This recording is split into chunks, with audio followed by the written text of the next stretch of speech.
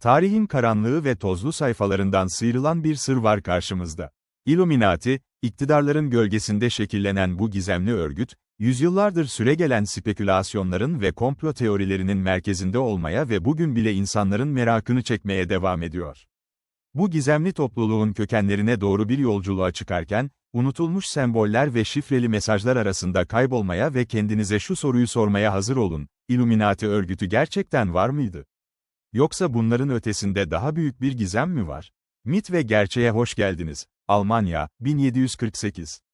Rönesans'tan sonra başlayan aydınlanma hareketi Avrupa'da dalgalar halinde yayılırken, bir gün dünyanın en popüler gizemli örgütlerinden birini kuracak olan Adam Weishaupt, hızla değişen dünyaya gözlerini açtı. Gençliğinden itibaren aydınlanma çağının radikal modernist fikirleriyle büyüyen adam, hukuk profesörü olarak kariyerine başladı. Ancak gizli bilimler ve semboller gibi konulara her zaman meraklı olmaya devam etti. Aslında, onun zihniyetini ve Illuminati'yi anlamak önemlidir. Dikkat ederseniz, hukuk son derece rasyonel bir kariyer dalıdır. Ancak ilgi alanları gizemli semboller ve bilimlerdir. Nihayetinde, bu iki farklı konuyu bir gün tek bir çatı altında toplamayı başaracak. Son yıllarda, Adam kilise yapısının ve monarşik düzenin hukuk ve etiğe uymadığını anlamaya başlar. Bunu gerçekleştirmesindeki en büyük destek, araştırdığı aydınlanma felsefesi diyebileceğimiz kavram ve akımlardı. Yani binlerce yıl önceki medeniyetlerin felsefesini, John Locke gibi Voltaire gibi, Immanuel Kant gibi modern felsefecilerin fikirlerinin birleşimi diyebileceğimiz bir yaklaşım. Adam, bu aydınlanış sonrası kilise ve monarşinin kendi çıkarları için el ele verip halkı elitler ve sıradan insanlar olarak sınıflandırdığını, kadınları alt seviyeye indirip onları kontrol ettiğini açıkça görüyor. En büyük hayali ise, insanların baskıcı otoritelerin zincirlerinden kurtulup kendi kaderlerini, onlara elinde kitaplarla gezen ruhbanların değil, insanların bizzat kendilerinin belirlediği dünya iddiasıyla bir topluluk kurmaya karar verir. Kendisi gibi düşünen birkaç yakın arkadaşıyla birlikte Latince'de, Illuminatos yani aydınlanmışlar anlamına gelen Illuminati'yi kurarlar ve olanlar olur. Illuminati, bir anda karanlığın içinden tüm siyasi kurumlara ve askeri yapılara sızar. Basını, medyayı ve birçok sektörü ele geçirir. Devrimler organize edip, ülkelerin başkanlarına suikastler düzenleyerek mutlak kontrolü sağlar ve nihayetinde büyük bir nüfus azaltma projesi gerçekleştirip tek dünya devleti kurmayı hedefler. Yıllardır televizyonda boy gösteren komplocu tipler gibi sizi de gaza getiririm. Ve bu devran yıllarca böyle devam eder. Ama aslında, az önce söylediklerimin hepsi tamamen gerçek dışı ve dikkatinizi çekmek için uydurulmuş şeyler. Çünkü birçok kişi Illuminati topluluğu her ne kadar pek çok kişi onların yüzyıllardır dünyayı kontrol ettiğini iddia etmesine rağmen, kuruluşundan sadece 9 yıl sonra kapatıldı ve üyelerinin çoğu öldürüldü. Yüzlerde bir şaşkınlık ve hayal kırıklığı vardır diye tahmin ediyorum. Nerede o $1 üzerindeki piramit ve her şeyi gören göz, nerede Kennedy suikasti, tek dünya devleti projesi nerede, video bitmedi. Sabırlı olun. Daha yolun başındayız. İlk olarak, Illuminati'nin neden bu kadar kısa bir sürede tehdit olarak görüldüğü ve saldırıya uğradığıyla başlayalım. Az önce bahsettiğim Adam Weishaupt'un o dönem için radikal olan fikirlerini hatırlayın: insanlar arasında eşitlik, kadın hakları, bilimsel düşünceye destek. Bunlar günümüzde sizin son derece normal gördüğünüz, ancak zamanla kendisi gibi düşünen insanları, o dönemde kilise ve monarşi için terörist sayılan fikirlerdi. Adam zamanla kendisi gibi düşünen insanları etrafında toplamaya başlıyor. Doktorlar, mühendisler, monarşi karşıtı politikacılar ve bilim insanları. Baskı altındaki çağlarında benzer düşünen insanlarla tanışma ve fikirlerini paylaşma fırsatı bulan bu kişiler, zamanla topluluk büyüdükçe göze batmamak için kendi aralarında sembolik bir iletişim kurmaya başladılar. Teknikler geliştirdiler. Bu konuda Adam'ın büyük bir rolü var. Çünkü, az önce de söylediğim gibi, kendisi, gizli ilimler ve semboller konusunda biraz takıntılı birisi. Nitekim bu merakı nedeniyle, dönemin tanınmış masonlarıyla sık sık görüşüyor ve onların örgütsel sistemleri ve grup içi dinamikleri hakkında bilgi alıyordu. Bunları kendi topluluğuna uyarlamıştır. Örneğin, topluluğun sembolü olarak görünen bu üçgendeki her şeyi gören göz sembolünün seçimi gibi, aslında topluluğun sembolü her şeyi gören göz değil. Bununla hiçbir ilgisi olmayan bu sembol, Minerva'nın baykuşu, antik Yunanlılardan gelen, bilgi ve bilgeliği ifade eden bir semboldür. Diyorum ya, o televizyonlarda boy gösteren tiplerin çoğu aklımızla oynamayı severler. Masonlardan aldığı bilgilerle, Adam topluluğu içinde 3 seviye belirledi. Acemi, Minerval ve aydınlanmış Minerval. İlk 2 kademe üyelere genellikle aydınlanma felsefesi bilgileri ve düşünceleri veriliyordu. Ancak 3. seviyeye ulaştığınızda, topluluğun gizli kabul ettiği, daha ileri seviye okült bilgiler, bazı kişiler bunların hermetik bilgiler olduğunu söylerler ve farklı sembollerle iletişim kurma taktikleri öğretiliyordu. Şimdi, çoğumuz çok daha farklı ve gizemli şeyler bekliyorduk, değil mi? Ama durum böyle değildi. Aslında, bu 3. seviyede verilen fikirler nedeniyle Illuminati'nin ipinin çekilmesi kararı alındı. Çünkü bu seviyeye gelen kişilere o dönemler için son derece tehlikeli bir bilgi öğretiliyordu. Devrim. Son yıllarda, Adam Weishaupt ve ekibi, insanların merakını cezbeden ve Mason localarından transfer ettikleri sağlam bağlantıları olan kişileri kendilerine çeken taktikleri sayesinde giderek güç kazanmaya başladı. Kritik pozisyonlardaki bazı kişiler ve matbaaya, yani dönemin medyasına erişimi olan üyeler sayesinde Weishaupt yavaş yavaş monarşiye ve papalığa karşı radikal fikirlerini kamuoyuna ve kilit mevkilerdeki kişilere dayatmaya başladı. Amaç açıktı. Bir gün monarşiyi devirmek ve Bavyera'yı kurtarmak. Ancak Adam kritik bir hata yaptı. Masonlara kazık atmak. Masonlardan sistem çalarak, yetmeyip kritik üyelerini çalarak, yetmeyip önce dost gibi görünüp, sonra onların fikirlerine tamamen ters radikal fikirler ortaya atarak Adam Weishaupt, uyuyan devi uyandırır. Ve bir anda, örgütün ana hedefleri, dönemin Bavyera yöneticisi olan Karl Theodor'a iletilir.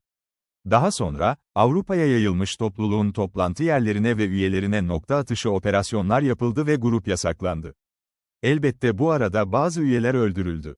Kurucu Weishaupt, Bavyera'dan sürgün edildi ve 1830'daki ölümüne kadar hayatının geri kalanını Töningen-Gotha'da geçirdi. Bütün bunları nereden biliyoruz? Adamların gizlice örgütlendiğini iddia edenler olsa da, bu operasyonların ardından adamların tüm yazışmalarına, notlarına ve arşivlerine el konuldu ve belgeler hükümet tarafından yayınlandı. Başka bir deyişle, dünyayı kontrol eden Illuminati'nin efsanevi hikayesi, başlangıcından sadece 9 yıl sonra, yaklaşık 2500 üyeye ulaştıklarında, en basit hedeflerine bile ulaşamadan sona erdi. Peki, tüm bu iddialar, tüm bu sembolizmler, bugün yaşananlar Illuminati'den kaynaklanmıyorsa, ne diyorsunuz? Şimdi videonun esas gizemli kısmına başlıyoruz. Semboller, görsel kısaltmalar olarak tanımlanabilir. Mağara insanlarından beri insanların bir şeyleri veya fikirleri ifade etmek için kullandıkları bir sembol. Uzun zaman önce, mağaralarda yaşayan insanlar ellerini doğal boyaya veya kana batırır ve duvara, "Ben buradayım," diyen bir işaret bırakırlardı. Bu, onun varlığının bir simgesiydi. Bu güneş sembolü, çağlar boyunca milyonlarca insan için yaratıcıyı ifade etmiştir. Yukarı bakan hilal, çağlar boyunca dişil enerjiyi, Sümer tanrıçası İnanna'yı ve bazı yerlerde Ay'a tapınmayı sembolize etmiştir. Ancak bunlardan biri, insanlık tarihindeki belki de en uzun ömürlü ve en gizemli sembollerden biridir. Her şeyi gören göz sembolü. Bu sembol hakkında sahip olduğumuz en eski bilgilerden biri Antik Mısır inancından geliyor ve bu, konumunuz için son derece önemli bir nokta. Yakında anlayacaksınız. Antik Mısır'da bu sembol, Horus'un her şeyi gören gözüdür. Aşağıdaki gibi sembolize edilir. İlginç bir çizim değil mi? Neden göz çizmek yerine bu uzantıları kullanmışlar? Amaç süslemek mi acaba diye. Bazılarınız merak ediyor olabilir. Ama her zaman söylediğim gibi, kadim medeniyetler düşündüğünüzden daha bilgelerdi. Gördüğünüz bu sembolün sırrı, beynimizi tam ortasından kestiğimizde anlam kazanıyor. O göz aslında beynimizde üçüncü göz olarak gösterilen epifiz bezini tanımlayan bir sembol. Ancak tanrısal güçler olayı sadece bir benzetme değil. Nitekim inanışa göre, epifiz bezinizi yeterince uyarmayı başarırsanız, mistiklerin üçüncü gözünüzün açılması olarak tanımladığı seviyeye ulaşırsınız. Bu, her şeyi gören gözünüzün açılması anlamına gelir ve yaratılan her şeyin ilahi özünü görmenizi sağlar. Ve şimdi ruhsal yolculuğunuzda bir sonraki aşamaya geçmiş olursunuz. Tanrı'nın gözü olarak gösterilen bu sembol, Mısır'da çağlar boyunca büyük bir kutsallıkla atfedilmiş, inancın ve kültürün bir parçası haline gelmiş ve halk tarafından benimsenmiştir. Elbette bu halkın arasında bilin kimler de var, yıllardır orada yaşayan İsrailoğulları. Yıllar sonra İsrailoğulları, Mısır'ı terk edip, Tanrıların emriyle onlara vaat edilmiş olan topraklara doğru Hazreti Musa'nın önderliğinde yolculuklarına başlarlar. Musa peygamberin ömrü, yollarda geçen 40 senenin sonunda vaat edilmiş toprakları görmeye yetmez. Aslında Kahire'den yürüyerek Kudüs'e gitmek bir hafta 10 gün sürer. Ancak muhtemelen yakınlardaki kalıntıları ziyaret etmişlerdir. Yoksa 40 yıl sürmesi biraz gariptir. Neyse, İsrailoğulları Kenan diyarına vardıklarında, tanrılarının emriyle karşılaştıkları herkesi öldürdüler, orayı yurt edindiler ve kendilerine bir sembol seçme ihtiyacı hissettiler. İşte bu sembol, günümüzde Davut Yıldızı olarak bilinen bu semboldür. İnternette bu yıldız hakkında milyonlarca açıklama var. Bazıları Yahudilerin 6 temel ilkesini gösterdiğini söylüyor. Bazıları yön gösterdiğini söylüyor. Bazıları Davut'un doğumunu simgelediğini söylüyor. Liste uzayıp gidiyor. Size daha basit ve daha sade bir anlam ifade etmek istiyorum. Tarih boyunca neredeyse temelde değişmeden kalmış bazı semboller vardır. Örneğin, daire sonsuz yaratılışı, ilahi düzeni temsil eder ve genellikle yaratıcıyla ilişkilendirilir. Üçgen yukarıyı gösteriyorsa, ilahi göksel katı, aşağıyı gösteriyorsa, yaratılmış olan bizleri sembolize eder. Şimdi İsrailoğullarının sembolüne bir kez daha bakın. Sizce bu bir yıldız mı? Yoksa yukarı ve aşağıyı gösteren iç içe geçmiş birer üçgen mi? Fark ettiniz mi? Şimdi şunu düşünün, İsrailoğulları kendilerini Tanrı'nın seçilmiş ırkı olarak gören ve onun kendilerini bu gezegendeki her şeyi yönetmek için yarattığına inanan bir kavim. Bunların dışındaki herkes, hayvan kategorisinde olan ve canları, malları her şeyleri İsrailoğullarına helal olan mahluklardan ibaret. Abarttığımı düşünenler varsa, Tevrat'ı biraz okumalılar. Şimdi sembolü bu yaklaşımla tekrar analiz edin. Yukarı bakan üçgen ilahi kat, aşağıya bakan üçgenin, ilahi katın neferi olan İsrailoğulları. Dünyanın yönlerini gösteren bir sembolizme göre, daha mantıklı bir analiz sanırım. Fakat olay burada bitmedi. Şimdi iki önemli sembolümüz var. Birincisi tanrısal göz sembolü, ikincisi ise tanrısal göksel kat sembolü. Daha önce bilindiği gibi, İsrailoğullarının tapınağı Babilliler tarafından yıkılır. Esir alınırlar, yaklaşık 70 yıl esaret altında yaşayıp Babil inancına ve kültürüne asimile oluyorlar ve nihayet serbest bırakıldıklarında ilginç bir grupla karşılaşıyoruz. Babil kralı Nebukadnezar'ın hayalindeki gibi tek dünya devleti kurmayı amaçlayan Masonlar, zaten Mason, taş ustası demek ve grubun sembolleri pergel ve gönyedir. Bunu seçmelerinin sebebi, evrenin mimarı olan varlığa olan inançları ve onun düzeninin yeryüzünde bu Masonlar tarafından kurulacağını vurgulamak içindir. Masonlar binlerce yıldır planlarına sıkı şekilde bağlı kalarak varlıklarını sürdürdüler. Elbette bazı yerlerde şekil değiştirip diğer örgütlerle birleşenler de oldu.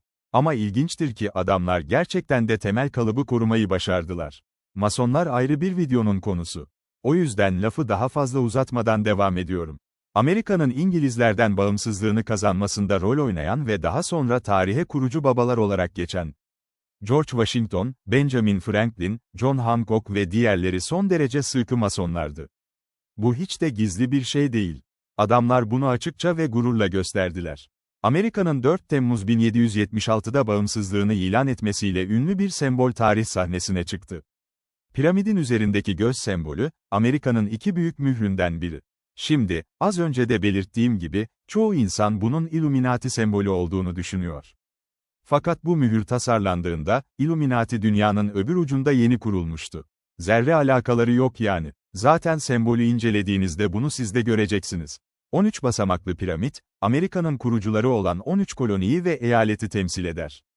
Piramidin tepesinin boş olması, eyaletlerin artacağını anlatır ve piramidin üzerindeki üçgenin içine yerleştirilen gözün anlamını siz de çıkarabilirsiniz, ilahi kattaki yaratıcının bizi sürekli izlediği anlamına gelir. Çağlar öncesinden Masonların miras aldığı iki kadim sembolün son derece iyi kullanılmış bir versiyonudur. Piramidin altında Novus Ordo Seclorum, yani yeni çağın düzeni yazar. Ancak zamanla Masonluk Amerika içinde kalıp değiştirerek ve çok daha karanlık bir hal alarak özünden uzaklaşmıştır. Dediğim gibi, bunlar yakında gelecek bir videonun konusudur. Fakat bu karanlık değişim bizim için çok önemlidir.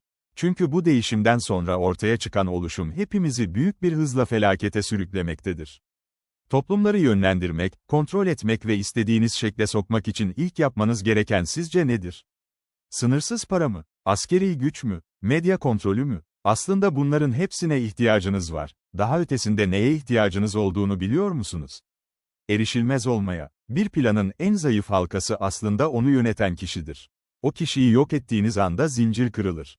İşte bu yüzden Günümüzde dünyayı yönetiyor dediğimiz, elitler olarak adlandırdığımız topluluk kimler ise, sanırım onları hiçbir zaman bulamayacağız. Çünkü adamlar insan psikolojisini o kadar iyi çözmüşler ki, onları arayanlar bile farkında olmadan onlar için çalışmaya başlamışlar. Nasıl mı? Anlatayım. Son yıllarda ortaya çıkan bir habere göre, o dönem Amerika'nın en büyük petrol şirketlerinden Exxon ve diğer bazı büyük şirketlerin, 70'li yıllarda kendilerine verilen bilimsel raporlarda fosil yakıt tüketimi nedeniyle iklim değişikliğinin meydana geleceğini bilmelerine rağmen hiçbir önlem almadıkları ve ne hükümetlerin ne de aktivist grupların bu adamlara karşı elle tutulur bir tepki göstermediler. Onlar da istedikleri gibi at koşturuyorlar. Şaşırdık mı? Hayır, şaşırtıcı olan bu değil. Şaşırtıcı olan, iklim aktivistleri ve doğa savunucuları olarak bildiğimiz bazı ünlü örgütlerin aslında petrol endüstrisi tarafından finanse ediliyor ve hatta gizlice kontrol ediliyor olması.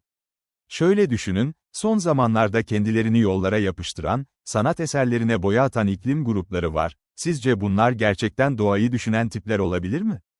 Aslında tamamen antipati yaratmak üzerine kurulu topluluklar veya her yıl bağış adı altında sizden ve şirketlerden para alan, hiçbir şey yapmayan, dikili ağacı olmayan ve kendilerini doğa savunucusu olarak gösteren uluslararası dernekler var. Bu tür kuruluşların varlığı ve zaman zaman haberlerde yer almaları insanda şu psikolojik etkiyi tetikliyor.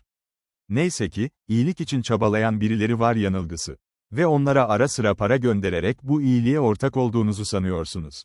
Ama ne yazık ki çoğu, az önce bahsettiğim adi şirketlerin birer boyalı uzantıları. Peki şirketler neden bunu yapıyor? Cevap, basit dalga kıran taktiği. Açıkçası, bu sözü şimdi uydurdum.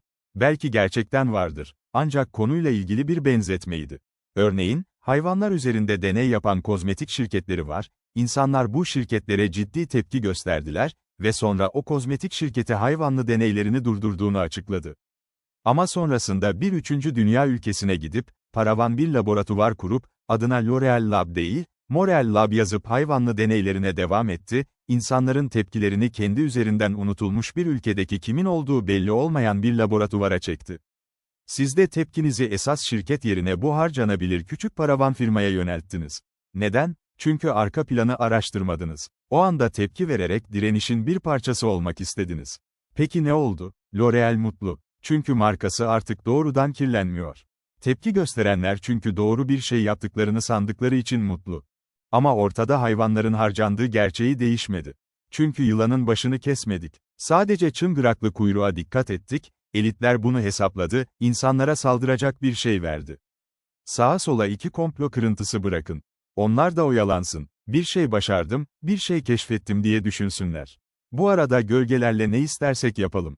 Tıpkı kukla oyununda ipleri elinde tutan ama kimsenin görmediği kişiler gibi. Bakıyoruz müzik sektöründe Jay-Z çıkıyor ve eliyle üçgen yapıyor, ertesi gün haberlerde, full manşet, Illuminati müzik endüstrisini ele geçirdi.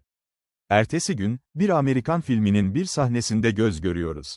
Aman filmin şu sahnesinde göz görüldü Illuminat ifşa oldu diye videolar. Ancak, olay tek bir film değil. Bütünü görmek gerekiyor. Madonna'dan sonra Amerikan müzik endüstrisinin nasıl değiştiğine bakın. Madonna'nın sözleri eskiden, sen benim tek aşkımsın, sen benim ailemsin, gibi daha olumlu şeylerdi. Madonna'nın Like a Virgin şarkısından sonra nasıl bir dönüşüm yaşandı? Film endüstrisinin devleri dediğimiz şirketler tarafından çocuklara gösterilen filmlere nasıl subliminal semboller ve mesajlar eklendi? Düşünün, bunlar 30 yıl önceki projelerdi. Bugünün şarkılarına ve filmlerine baktığınızda, Madonna'nın şarkıları çok mutaasıp kalıyor. İşte toplum böyle şekillendirilir. Illuminati demeye devam ediyoruz. Çoktan yok olmuş ama dikkatimizi dağıtmak ve tepkimizi bir yere kanalize etmek için bir hayaleti kovalamamız sağlanıyor. Ama kimse bu filmlerin yapımcılarından biri olan Disney'e dava açmıyor veya onu boykot etmiyor. Çocuk filmlerine veya TV dizilerine bu mesajların nasıl konulabildiğini sorarak dava açmıyorlar. Hükümetler bu adamları yasaklamıyor. Tam tersine, Disney şu anda dünyanın en büyük medya şirketlerinden biri. Aslında insanların %90'ı sadece günü kurtarmayı önemsiyor. Geriye kalan %10'luk kesimin %5'i bir şeylerin yanlış olduğunun farkında. Ama onları da müziklere, filmlere, kırıntılar bırakıp, Illuminati, Bilderberg grubu ve tapınakçılar, masonlar, Gülhaç Cemiyeti adı altında dipsiz kuyulara atıp, onların orada oyalanmalarını sağlıyorlar. Gerçeği anlayan geri kalan %5 ise ya hayatlarından endişe edip sessiz kalıyor ya da konuşurlarsa da bir şekilde susturuluyorlar. Peki bu adamlar ne istiyor? Amaç ne? Amaç her zaman kontrol olmuştur. Adamlar yıllardır sabırla, tüketim manyağı, cinsellik manyağı, herhangi bir konuya herhangi bir inancı olmayan bir nesil yetiştirmeyi hedeflemilerdir. Bakın, sadece dinden falan bahsetmiyorum. Hiçbir kavrama inancı olmayan insanlardan bahsediyorum. Bu aile kavramı olur, sevgi kavramı olur ve benzeri. Ve bu projede günümüzde neredeyse tamamen başarılı olmuş durumda. İnsanların ellerinden telefonlarını almayın yeter.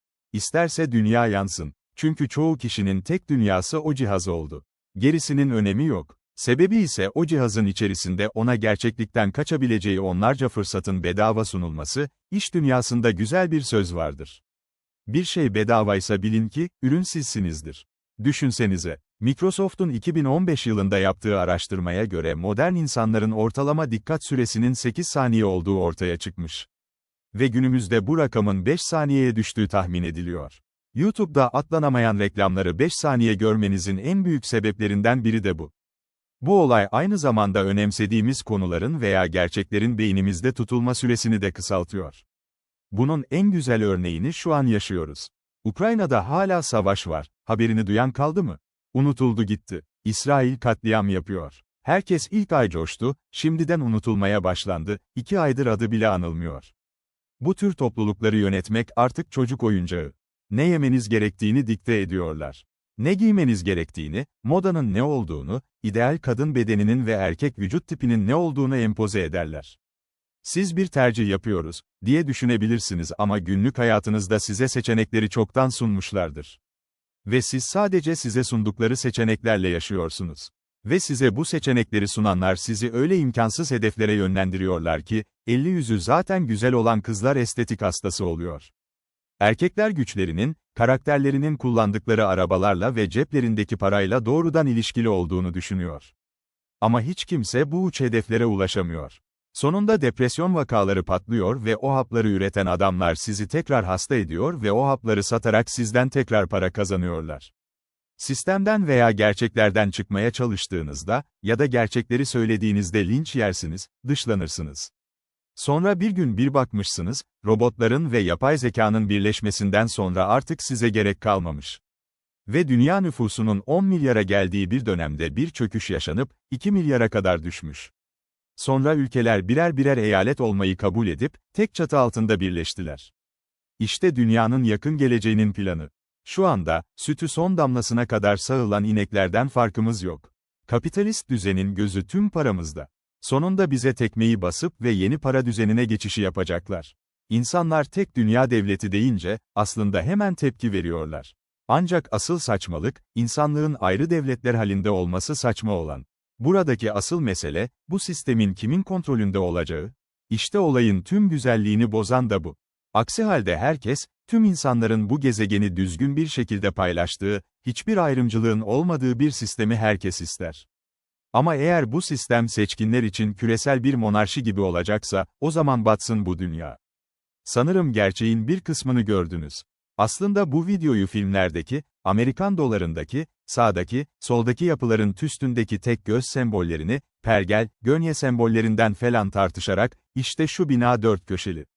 Her biri gizli 4 ırkı temsil ediyor, gibi konuları abartarak da sunabilirdim. Ve eminim çok daha fazla dikkat çekerdi.